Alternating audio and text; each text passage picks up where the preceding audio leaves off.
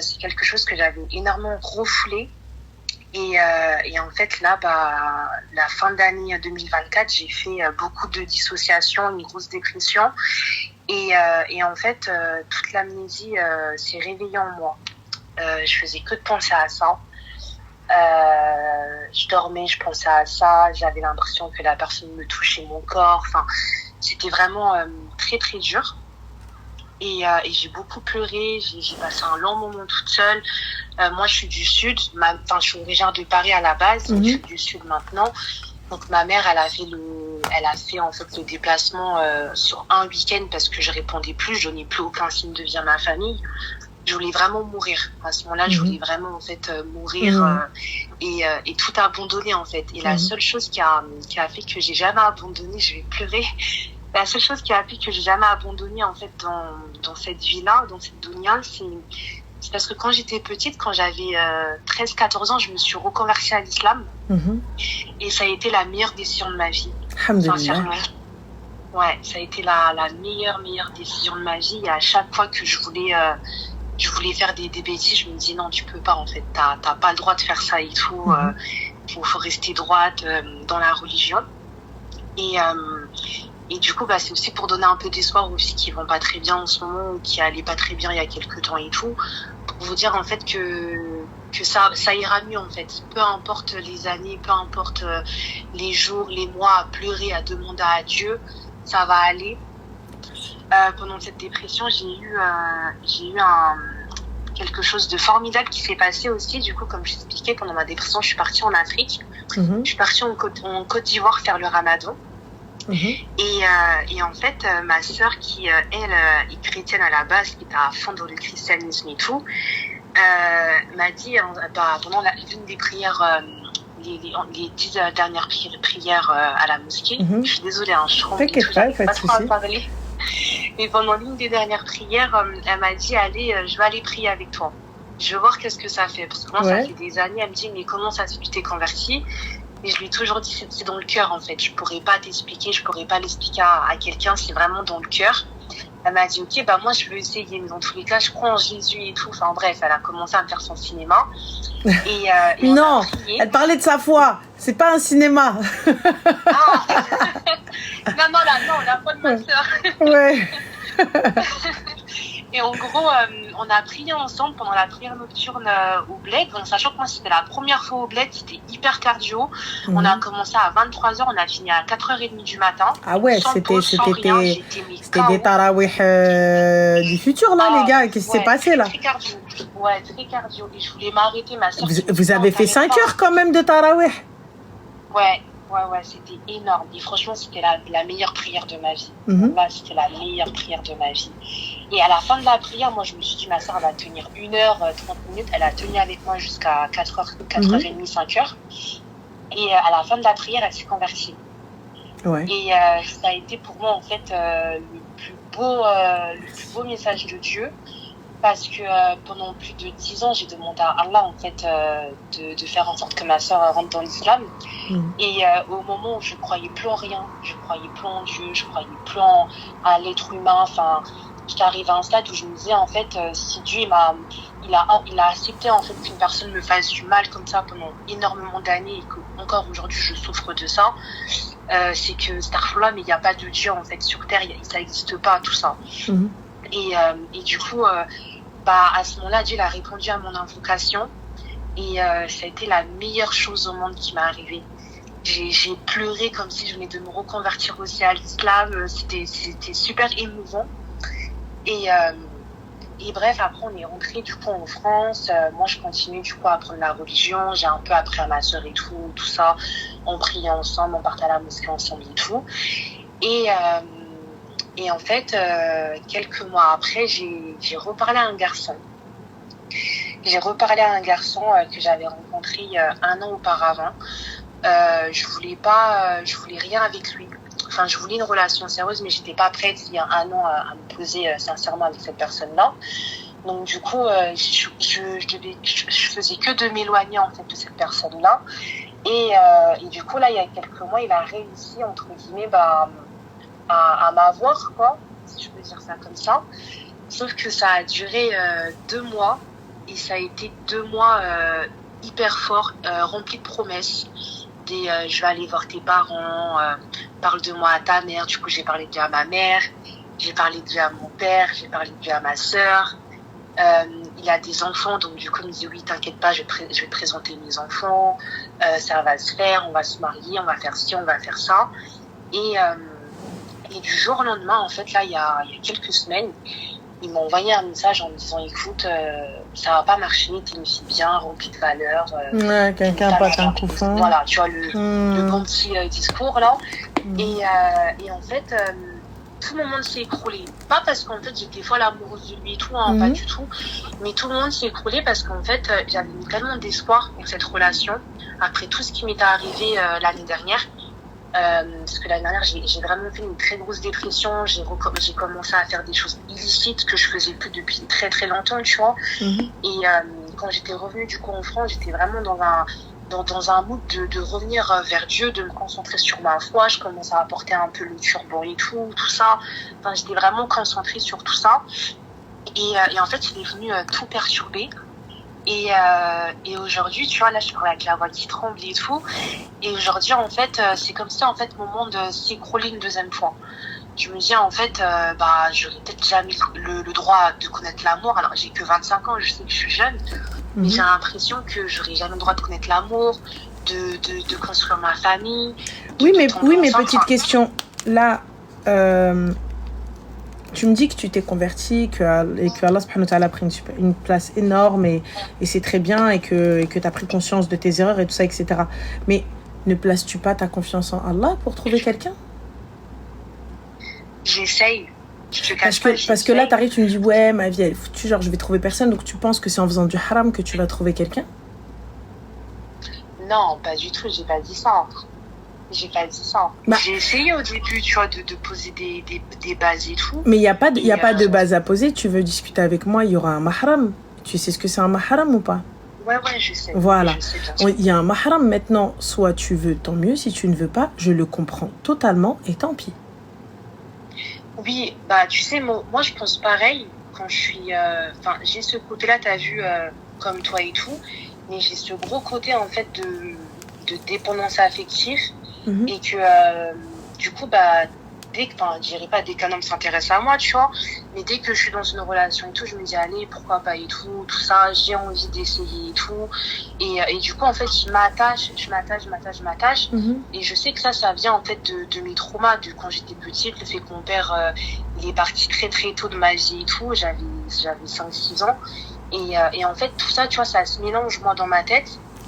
Et je sais que je fais des erreurs et que je suis en contradiction totale, tu vois, avec comment j'ai envie de pratiquer ma foi et comment j'essaie de me rattacher à Dieu. Et à côté, toutes les merdes, en fait, que je fais, tu vois. Et j'arrive pas à me réveiller. T'arrives pas à te réveiller, ma chérie. Il y a 36 manières pour essayer de se réveiller. Comme une thérapie. Déjà, pour régler ton souci de dépendance affective, c'est ce que tu dis, puisque toi tu estimes être dépendante, être dans une dépendance affective, il n'y a pas de problème. Donc, puisque tu estimes ne pas pouvoir le din, jihad al-nafs, comme disait là, tu n'arrives pas à combattre seul. Ce que je comprends, et c'est normal, certaines personnes n'y arrivent pas seules, la prière ne suffit pas. Oui, vous pouvez vous offenser ou vous offusquer. Des fois, juste la foi ne suffit pas pour certaines personnes, elles ont besoin d'aide un peu plus. Et donc, du coup, un psy, thérapie, etc. et tout, en discuter et tout, pas de souci. Là, pour le coup, tu ne cherches pas à arranger les choses, puisque tu dis, écoute, merde pour merde, on verra. Non, il faut essayer, en fait. Il faut que tu puisses te faire aider, puisque tu sais que tu as un souci. Tu as vu, le plus dur, c'est de savoir. Le plus dur, c'est de se dire, j'ai un problème. Parce que des fois, tu dis, mais ça va pas, j'ai pas de problème, c'est les autres, c'est fou, n'importe quoi, allez vous gratter, moi, voir un psy, mais jamais de la vie, tu vois. Alors que là, tu sais qu'il y a un problème. Donc, on a déjà fait. C'est mon plus gros défaut. C'est mon plus gros défaut. Pourtant, je travaille dans le domaine médical, je travaille en psychiatrie en plus, tu vois. Et c'est mon plus gros défaut de me dire que non, j'ai ce besoin-là constamment de vouloir aider les gens, leur dire oui, mais là, faut se faire aider, faut se faire accompagner et tout. C'est très bien de se faire accompagner. Et quand il s'agit de moi, tu vois, je m'auto-sabote à chaque fois, en fait. Même là, j'ai essayé 2 fois depuis janvier de prendre rendez-vous avec un psy. Et à l'approche, en fait, du rendez-vous, je vais annuler parce que j'ai trop peur, tu vois.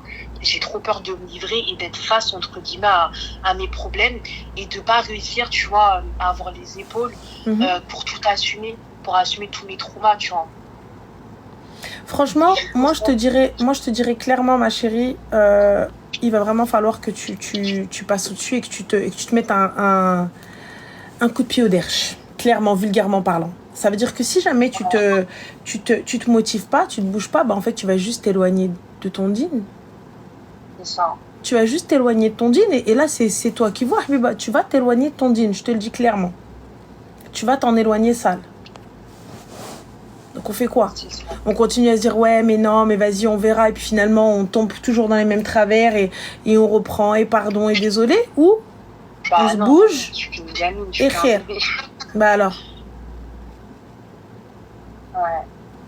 Ouais, bah je pense que je vais reprendre rendez-vous avec un psy et ça me fera pas du mal, très clairement. Mais là juste passe le cap d'y aller. Ouais. Passe le cap. Ouais, il faudrait que je passe ce cap-là. Mais en fait, j'ai tellement peur de tout ce qui est psy et tout. J'en ai vu un quand j'étais petite, enfin quand j'étais ado. Et ça s'était super mal passé. Et je sais que ça va pas être un, faut aller en voir un autre et tout. Faut pas se bloquer sur un seul médecin et tout. Mais en fait, ouais, j'ai trop du mal en fait à me poser en fait mes blessures et mon histoire, tu vois, à quelqu'un. Là, je le fais parce qu'on est au téléphone, tu vois. Mais face à face, c'est pas la même chose. Et je déteste en fait cette position de faiblesse, tu vois. Et c'est une manière en fait de garder le contrôle, mais ça en devient toxique pour moi-même, tu vois. Je le vois et je le ressens parce que tous les 6 mois, je vais rentrer dans une grosse dépression et tout. 6 mois après, ça va aller très bien, tu vois. Et en fait, c'est tout le temps ça, c'est rebelote dans ma vie. Du coup, on fait quoi, ma chérie? On continue, on reste enfermé, enfermé dans ça ou au contraire, on essaye d'avancer, d'arranger sa vie? Bah ouais, le but, c'est d'arranger sa vie. Bah alors? Ouais. Donc, sauter le cap.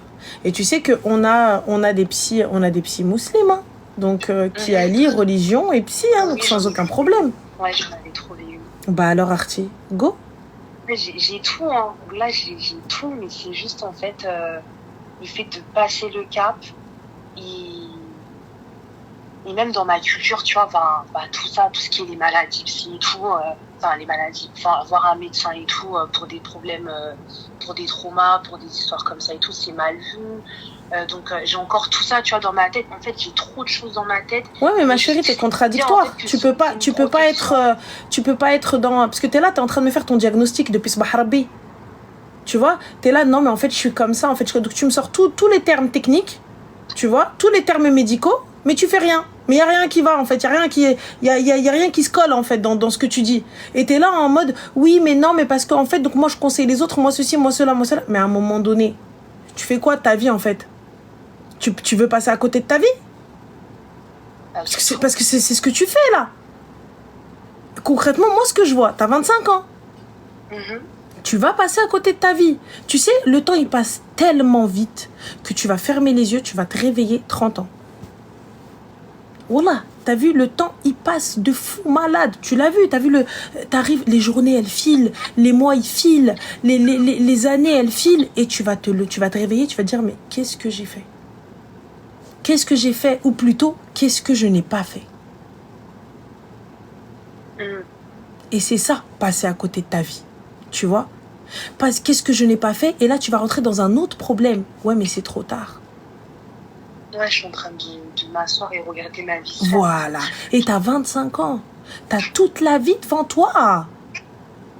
T'as toute la vie devant toi. T'as le temps d'avoir des enfants, Inch'Allah, si Dieu te le permet. T'as le temps d'avoir un mari, si Dieu te le permet. T'as le temps de faire ta vie, de monter ce que tu veux comme business ou te professionnaliser ou ce que tu veux, etc. Tu vois?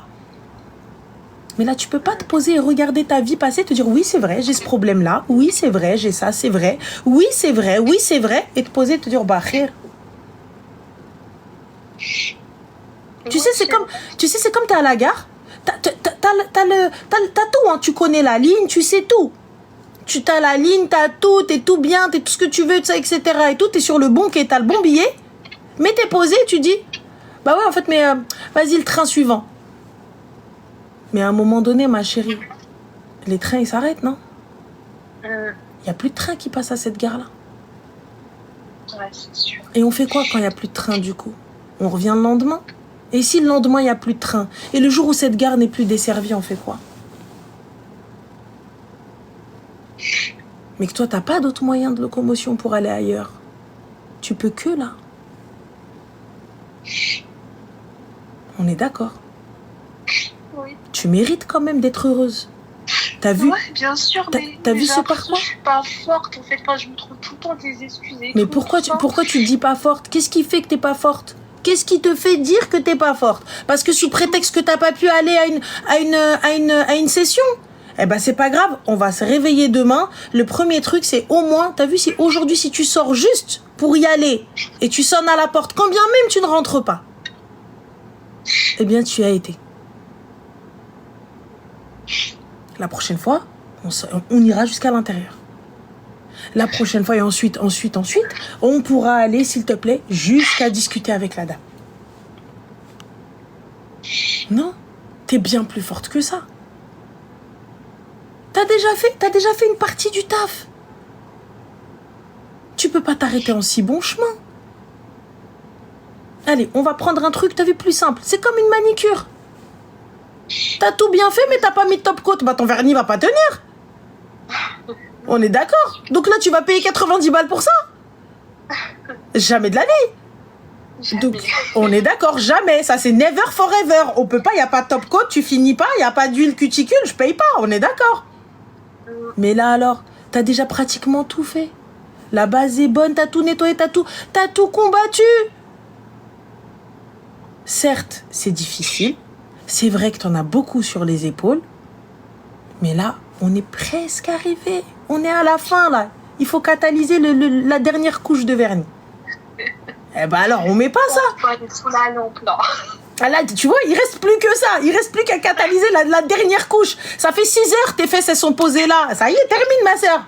Je suis comme une folle à pleurer et rigoler dans mon lit, là. T'inquiète, c'est la base. Tu vois, mais au moins, tu peux pas te dire, t'as fait tout ça. T'as travaillé ça, tu me dis, je suis faible. Mais jamais de ta vie, t'es faible. Ah, mais pourtant, j'ai trop l'impression que je suis faible. Là, enfin, pas dans tout ce que je fais, mais juste par rapport à ces traumas de petite qui reviennent constamment. Hein, parce qu'à chaque fois, j'ai l'impression d'avoir fait un travail sur moi-même toute seule, du coup. Et je me dis, ah, c'est bon, j'ai fait le travail sur moi-même, ça va passer. Mais regarde déjà, t'as fait le taf sur toi-même. T'as commencé. Donc c'est quand même pas mal. Mais là, t'as vu, il faut savoir reconnaître un petit peu ses faiblesses et se dire, écoute, voilà, chacun son taf. Moi, j'ai réussi jusque-là. Là, j'ai besoin d'aide. Là, j'ai besoin d'aide. Là, j'ai besoin de quelqu'un qui va pouvoir m'aider. Parce que moi, là, je suis arrivée au bout. J'y arrive plus. Tu vois? Donc là, j'y arrive plus. C'est-à-dire que j'ai réussi. Jusque-là, c'est bon, j'ai géré comme un chef. Laisse tomber, je gère de fou malade. Mais à un moment donné, il faut s'avouer vaincu.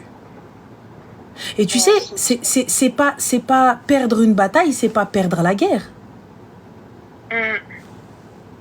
À un moment donné, il faut accepter de perdre. Parce que si j'accepte de perdre ça, ça me permettra de gagner ça.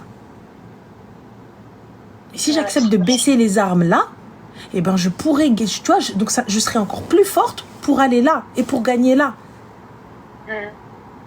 Mais si tu veux mener tous les combats, à un moment donné, tu n'y arriveras pas. Tu vois, si on t'attaque de partout et que toi tu dis je gère, à un moment donné, comme on dit chez nous, ça veut dire que tu vois, toutes les attaques à un moment donné, eh ben même le lion, ils vont le combattre. Ils vont le vaincre. Donc là, il faut s'avouer vaincu pour ça. Écoute, ouais, ok, ça, j'y arrive pas. Eh ben, je me fais aider pour ça. Et c'est pas être faible. C'est pas être nul. C'est pas sa vie est foutue ou foirée. Merci.